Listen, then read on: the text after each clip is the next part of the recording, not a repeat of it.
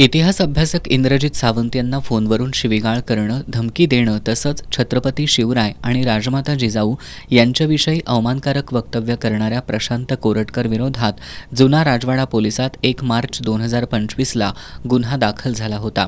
मात्र या प्रकरणाचा तपास पूर्ण होऊन न्यायालयात दोषारोपपत्र दाखल झालं नसल्याबद्दल फिर्यादी इंद्रजित सावंत यांनी पोलिसांच्या कार्यपद्धतीबाबत नाराजी व्यक्त केली. दरम्यान वर्ष होऊन देखील दोषारोपपत्र दाखल झालं नसल्यामुळं पोलीस कोरटकरला मदत करतायत का, असा सवाल इंद्रजित सावंत आणि त्यांचे वकील ॲडव्होकेट असीम सरोदे यांनी उपस्थित केलाय.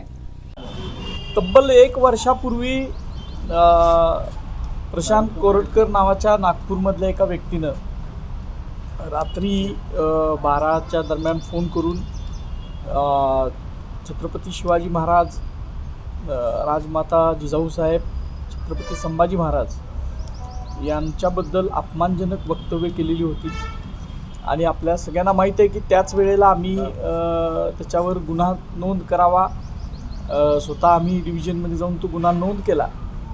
आणि ते संभाषणाचे जे काही सगळं होतं ते मोबाईल आम्ही त्यांना दिलेला होता पोलिसांना होता. मग नंतर त्यांना आणलं इथं, जे काय आरोपी होते त्यांना इथं आणलं. त्यांना परत 14 दिवस PC मिळालेली होती. या सगळ्या गोष्टी आपल्याला माहीत आहेत. पण आता त्याला 1 वर्ष होत आलं तरीसुद्धा अजूनपर्यंत जी काय ते चार्जशीट होऊन ते पुढं सगळं प्रकरण जायला पाहिजे होतं ते गेलेलं नाही.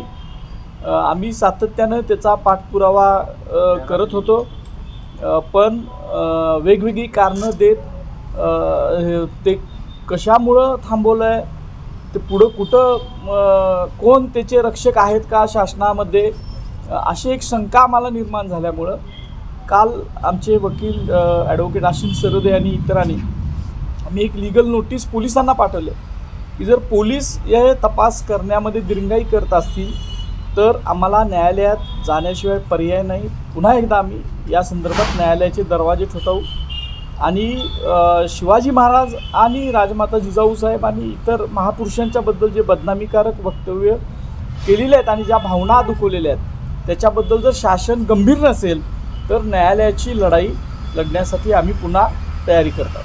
दरम्यान पोलीस निरीक्षक किरण लोंढे यांना याबाबत विचारलं असता प्रशांत कोरटकरचा तपास पूर्ण झालाय.